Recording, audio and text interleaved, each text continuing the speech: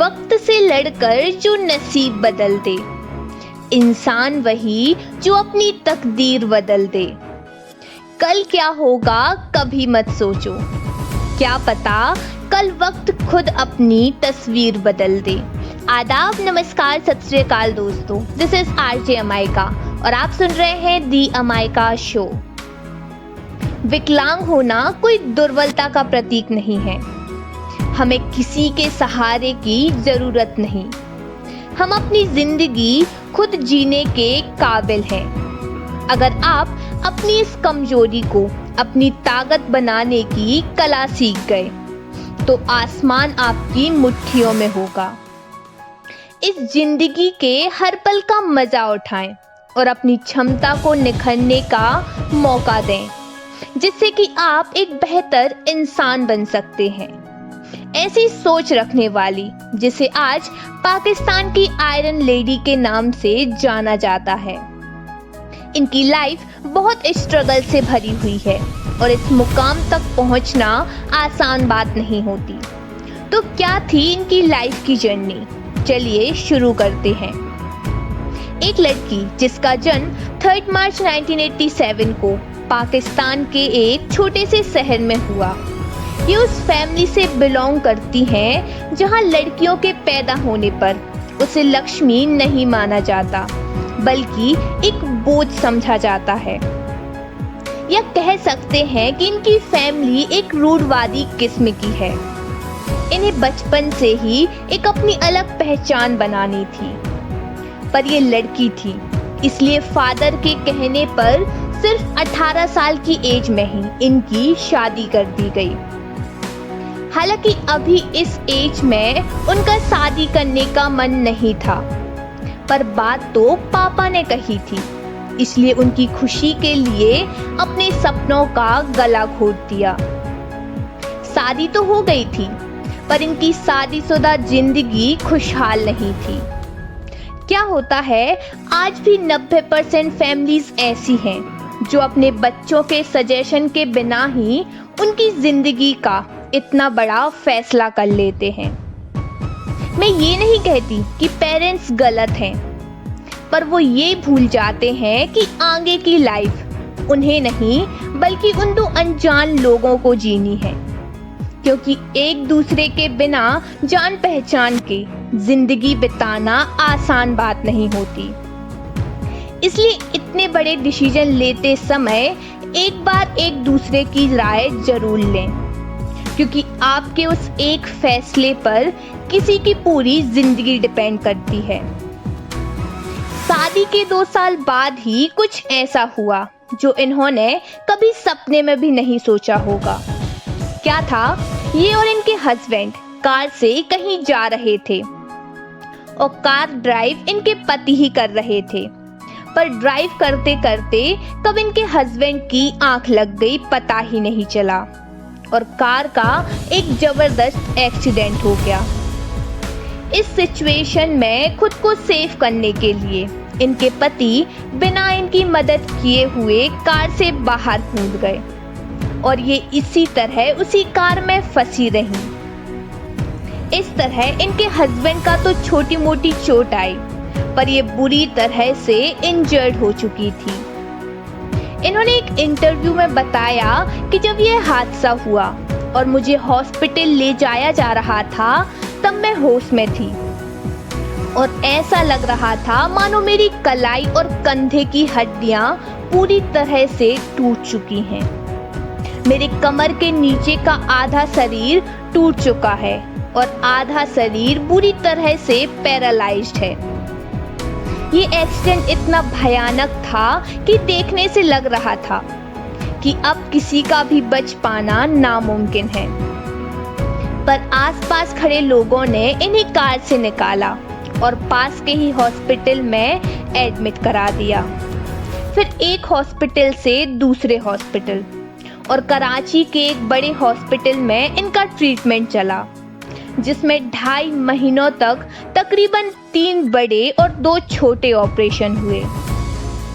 इस हादसे के बाद अब जीने की कोई ख्वाहिश नहीं थी, पर फिर भी 2.5 महीने अस्पताल में रहने के दौरान जब वो बाहर आई तो पहले की तरह अपने पैरों पर खड़े होने के लायक नहीं थी। इतना सब होने के बाद भी अभी भी किस्मत इनसे कुछ और ही लेना चाहती थी। डॉक्टर्स ने इन्हें बताया कि हादसे के बाद आपके शरीर में इतनी इंजरीज हुई हैं कि आप कभी मां नहीं बन सकती। और इस खबर ने इन्हें अंदर से पूरी तरह से तोड़ कर रख दिया। पैरों के बेजान होने पर कैसे भी करके ये जी ली थी, पर इस न्यूज ने तो मानो इनकी जीने की वजह ही छीन ली थी। अब इनके साथ जिंदगी भर के लिए एक व्हीलचेयर का सहारा बन गया।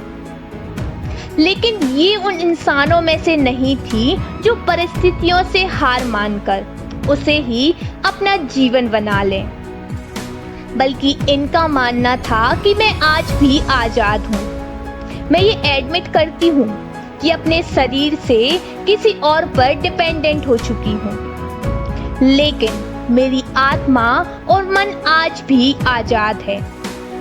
मैं आज भी इतनी सक्षम हूँ कि अगर मैं बड़े सपने देख सकती हूँ तो उसे पूरा भी कर सकती हूँ। और उस वक्त इन्होंने ठान लिया कि बहुत जी लिया लोगों के लिए, अब खुद के लिए जीने का, कुछ कर गुजरने का वक्त है। मैं किसी के लिए भी परफेक्ट नहीं बन सकती।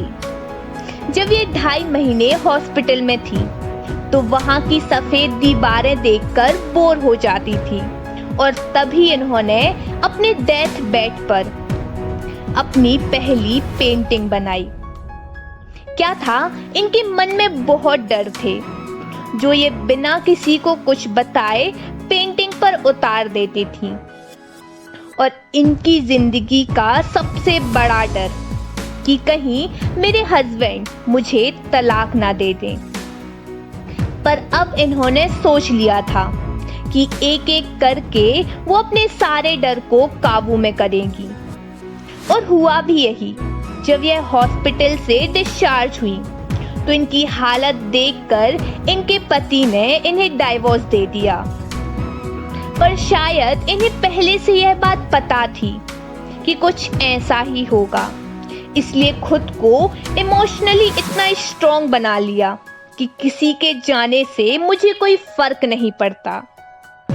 और रही बात माँ बनने की, तो इन्होंने सोचा कि इस दुनिया में लाखों ऐसे बच्चे हैं जिनके पास माँ नहीं है। बस फिर क्या था, इन्होंने बहुत से ऑर्गेनाइजेशन और अनाथालय में अपना नाम दिया और 1-2 साल के बच्चे को गोद ले लिया।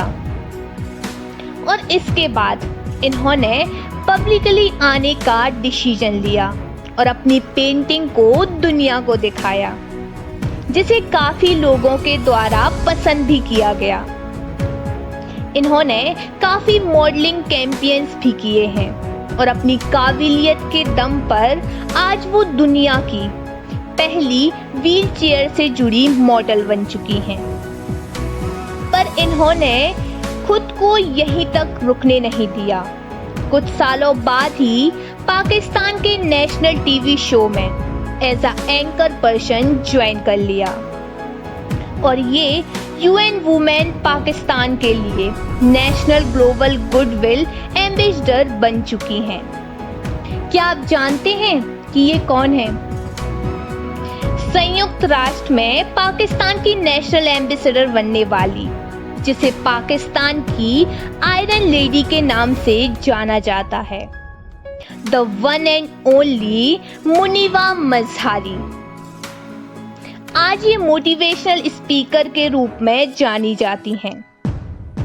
मुनीवा मजहारी 2015 में बीसीसी में टॉप 100 वुमेन की लिस्ट में फीचर्ड हुई और 2016 में फोर्ब्स टॉप 30 की लिस्ट में आने वाली एक पाकिस्तानी आर्टिस्ट, मॉडल और एक बेस्ट मोटिवेशनल स्पीकर बन चुकी है। लोगों का कहना है कि लाइफ में फेलियर एक ऑप्शन नहीं होना चाहिए, पर मुनीवा मजहारी का कहना है कि फेलियर ही वो बेस्ट ऑप्शन है जिससे कि आप अपनी स्ट्रेंथ का पता लगा सकते हैं। इसलिए फेलियर एक ऑप्शन जरूर होना चाहिए, क्योंकि जब फेल होकर थक कर आप नीचे गिरते हो, तभी आप अपने आप से ऊपर उठ सकते हो। इसी के साथ मैं आपसे अलविदा लेती हूँ। खुश रहिए, अपना ख्याल रखिए। आप जहाँ भी मुझे सुन रहे हैं वहाँ लाइक, कमेंट और शेयर कीजिए, और हाँ, सब्सक्राइब करना मत भूलिए। और फिर मिलती हूँ किसी नेक्स्ट स्टोरी के साथ, क्योंकि जब कुछ ना हो छुपाने को तो बहुत कुछ होता है दुनिया को दिखाने को। शुक्रिया।